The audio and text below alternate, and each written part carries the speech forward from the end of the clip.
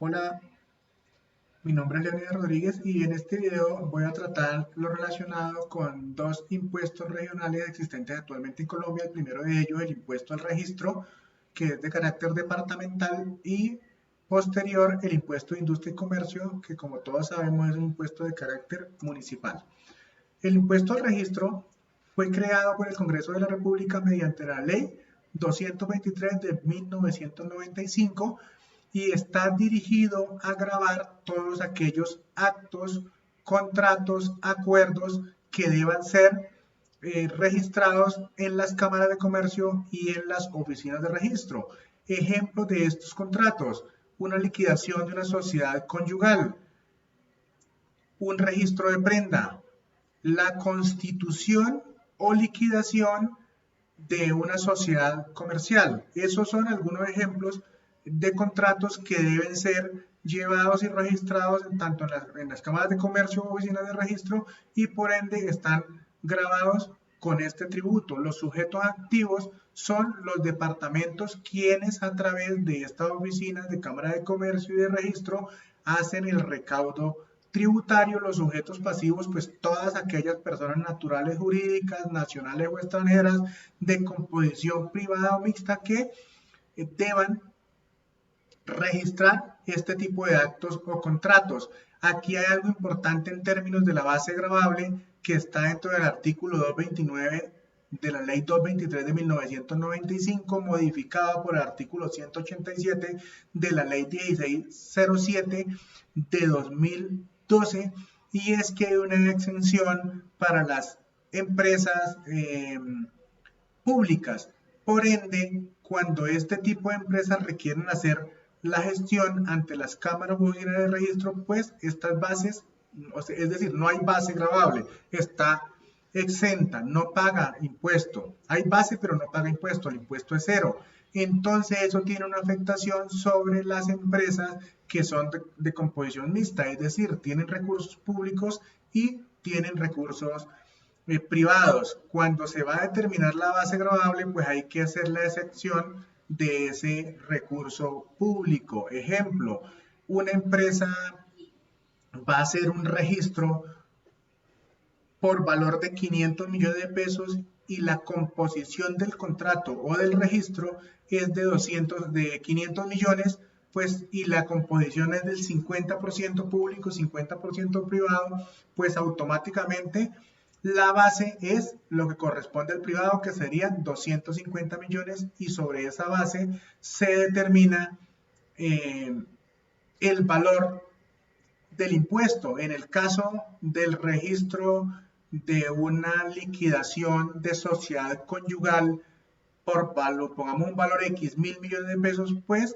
la base gravable son los 1.000 millones de pesos, y sobre la totalidad de ese contrato de 1.000 millones se determina el impuesto. El hecho generador, pues el momento en que nos dirigimos a las cámaras o oficinas de registro a radicar los documentos. En ese mismo instante se da el hecho generador y se da en consecuencia el pago del tributo dentro de la misma ventanilla de oficina de registro o cámaras de comercio. La tarifa corresponde al 0,7% o 7 por mil, como mejor lo interpretemos, y hay una excepción en el caso de los actos, contratos que no tienen cuantía.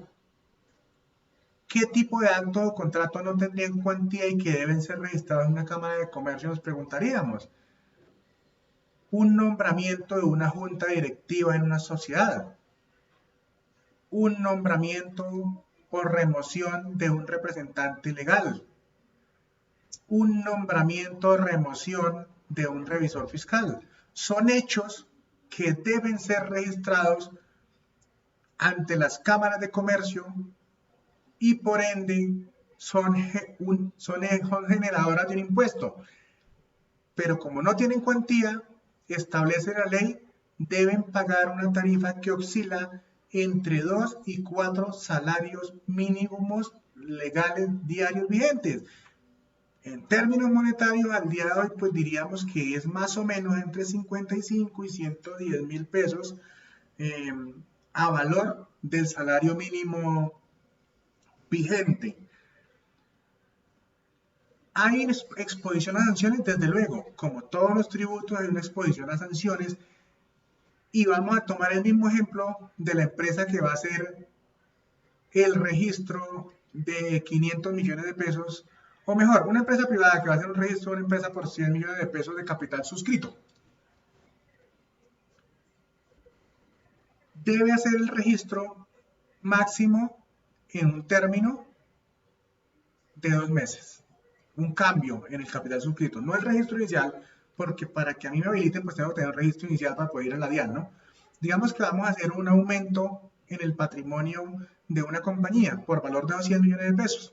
Se hizo la asamblea, se elaboraron las actas a 15 de enero del año 2020. Pues yo tengo, la empresa tiene máximo un periodo de 2 meses, si eso ocurrió en Colombia, en la generación del documento, un máximo de 2 meses para acudir a la oficina de Cámara de Comercio y hacer el registro correspondiente al aumento de ese capital suscrito de la sociedad. Si eso no ocurre, automáticamente se le empieza a aplicar como sanción el interés sobre el valor del impuesto que se hubiese generado sobre los 100 millones de pesos.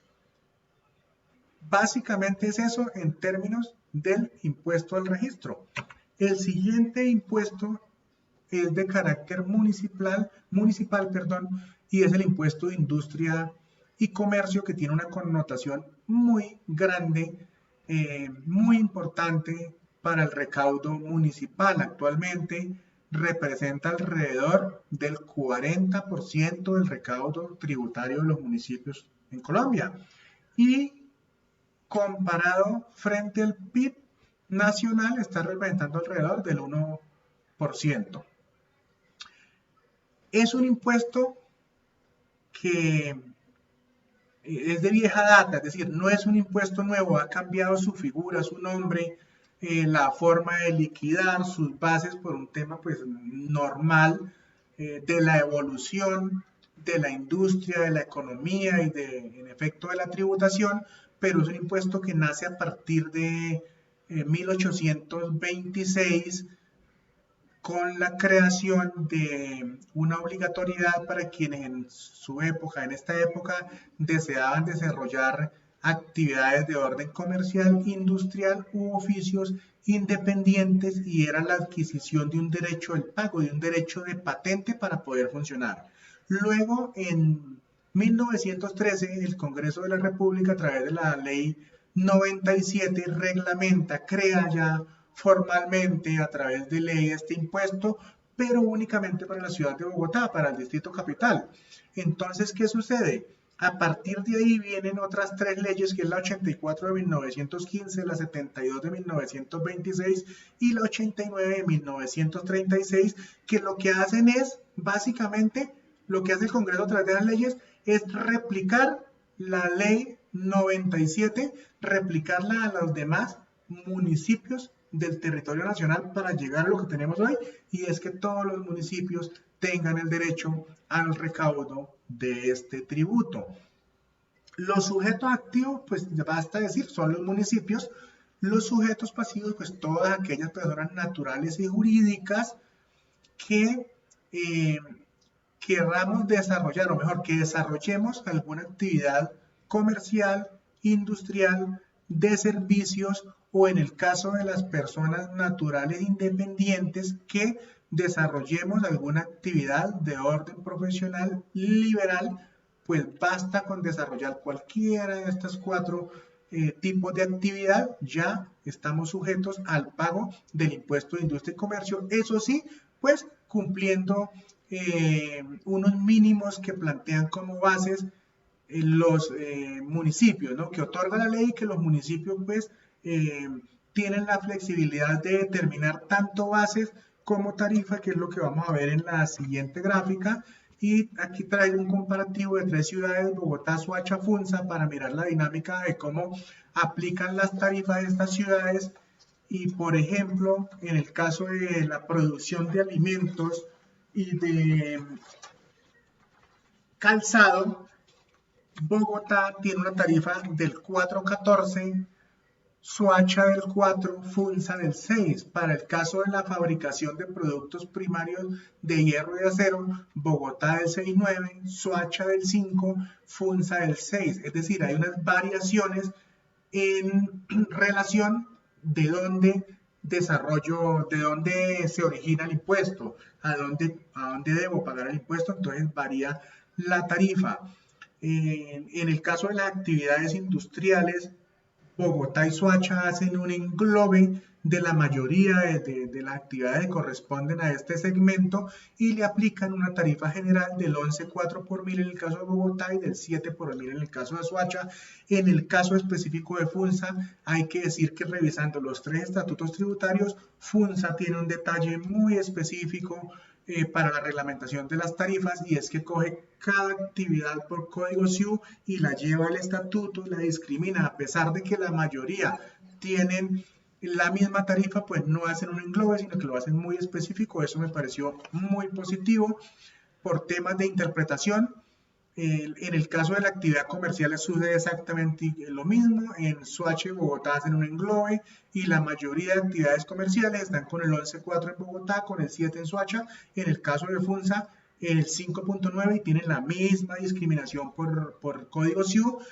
Y pues también hay que decir que hay ciertas actividades que por lo que representan en términos de salud, pues tienen unas tarifas mucho más altas y van casi al techo, que entre otras cosas no lo he mencionado, y es que la ley determina que tiene estas tarifas, pues no son libres, sino que tienen que oscilar entre 2 y 14 pesos por mil, de acuerdo a los ingresos que sean grabados, entre 2 mínimo, máximo 14. Entonces, para el caso de los cigarrillos, en Bogotá se aplica una tarifa de 13.8, es decir, casi el techo.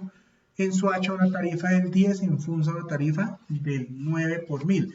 Esta comparativa básicamente les decía era para mirar cómo es la dinámica del tema de la flexibilidad que hay para disponer las tarifas en los municipios y las bases, que para el caso de Bogotá actualmente la base es de 1920 VTs. A partir de ahí se aplicaría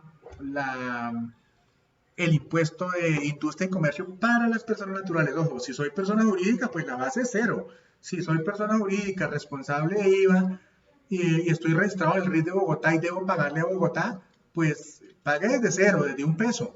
Pero en el caso de las personas naturales que no son responsables de IVA, pues sí hay una base que es a partir de 1920 VT, 60 y pico de millones de pesos. Eso con relación a las tarifas. Otro aspecto importante del impuesto de industria y comercio tiene relación con cambios importantes que se han dado en los últimos años. Y uno es el concepto de territorialidad, que no es nuevo, obviamente. La naturaleza del impuesto de industria y comercio es netamente territorial, municipal, pero sí han habido unas declaraciones importantes en torno a ello, porque se han dado muchos conflictos entre municipios o entre los contribuyentes y los municipios. ¿Por qué? Porque por interpretación de la norma, el contribuyente determina que le toca pagarle al municipio X, pero luego viene el municipio Y a exigirle a este contribuyente que no le ha pagado un impuesto de industria y comercio que ya este contribuyente canceló por criterio de interpretación de la norma en otro municipio. Eso ha generado muchos conflictos, mucha demanda entre municipios por el recaudo, por el tema del recaudo, y pues eso deja en medio y muy incómodo al empresario que sí está calculando, liquidando y pagando, pero no tenía claridad en algunos casos a dónde debería realizarlo, y eso generó problemas. Para ello, en el caso de la territorialidad, hay que decir, aquí tengo la sentencia del Consejo de Estado que fue en agosto de 2014, la sentencia 19.256 de agosto de 2014. En esta sentencia el Consejo de Estado aclara que el lugar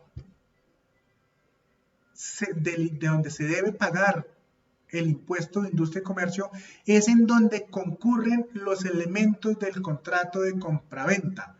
Esto es el precio, el plazo y la cosa vendida.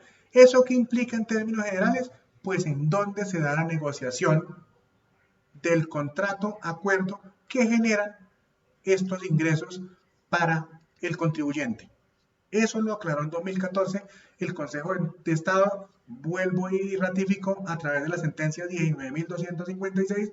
Posterior a ello, en la ley 1819, como lo ven en pantalla, de 2016, el artículo 43 aclaró nuevamente lo que ya ha aclarado, ratificó lo que ya ha aclarado el Consejo de Estado, y en ese artículo 343 de la ley de 819 dice específicamente que el lugar es donde se dé el perfeccionamiento de la venta.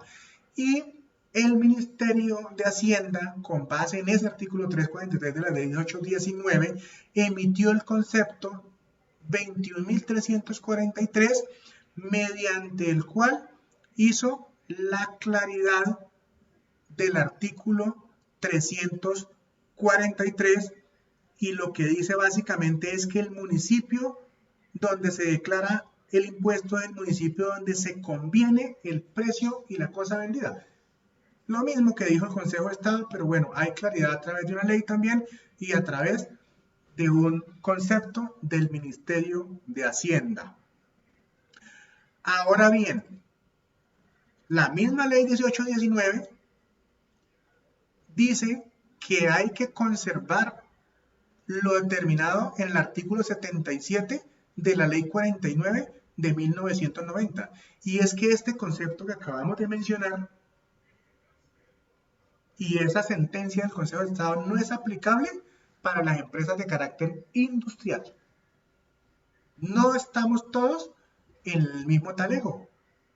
Las empresas de carácter industrial, y voy a leer textualmente lo que dice el artículo 77 de la ley 49 de 1990, se entiende que la comercialización de productos por él elaborados es la culminación de su actividad industrial y por tanto no causa el impuesto como actividad comercial en cabeza de este.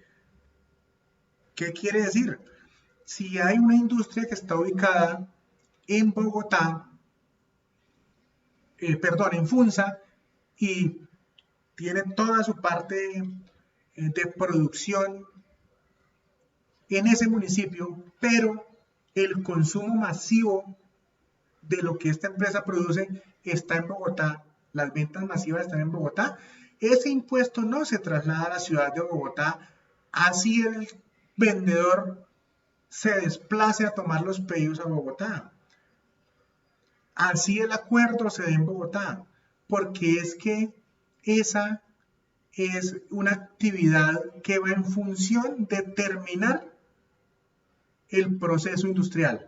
Entonces no se replica lo de la sentencia del Consejo de Estado y lo del concepto del Ministerio de Hacienda con base en el artículo 343 de la ley de 819. Entonces, eso deja muy claro, la verdad, el tema de territorialidad y es muy positivo para evitar la generación de conflictos entre municipios y posibles sanciones por interpretación errada de normas por parte de nosotros los contribuyentes.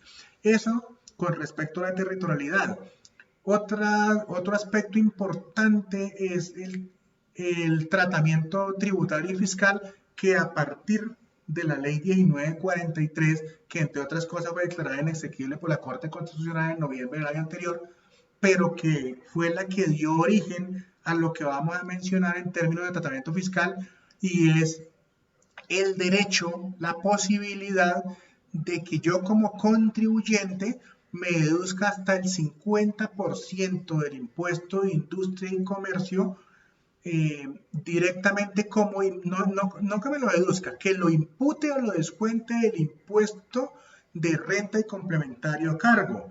Eso es importante, ¿por qué? Porque me está hablando del 50% y en el sistema tradicional, ¿cómo venimos tributando, cómo venimos nosotros tratando fiscalmente y contablemente el impuesto de industria y comercio? Pues lo llevo al gasto y luego en la renta lo reconozco dentro del gasto al 100% deducible, pero eso en la práctica ya de tributaria, pues realmente me trae un beneficio del 33% frente a lo que yo pagué. Es decir, por cada 100 pesos que pagué, pues el beneficio neto es el impuesto, el porcentaje correspondiente a impuesto de renta, que viene siendo el 33%, y hasta 2021 se va a reducir, digamos, al 30% para las empresas, personas jurídicas.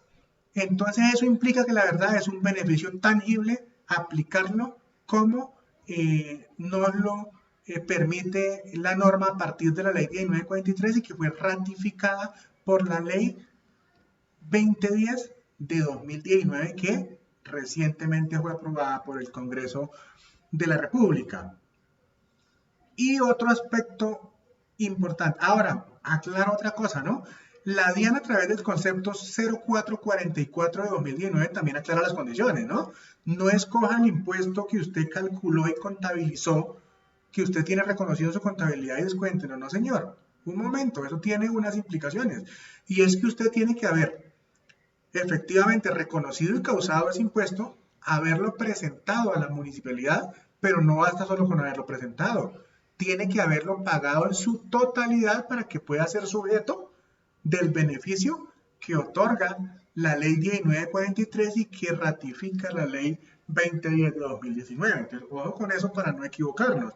Ahora sí paso al último punto para cerrar el video, que tiene que ver también con el mismo impuesto de industria y comercio, y es lo que tiene que ver con los nuevos contribuyentes del régimen simple de tributación, que también surge a partir de la 1943 y la ratifica la ley 2010 de 2019, que actualmente compone una base de tributantes que ya llega alrededor de los 10.000 empresarios jurídicos y naturales que optaron por este tipo de régimen.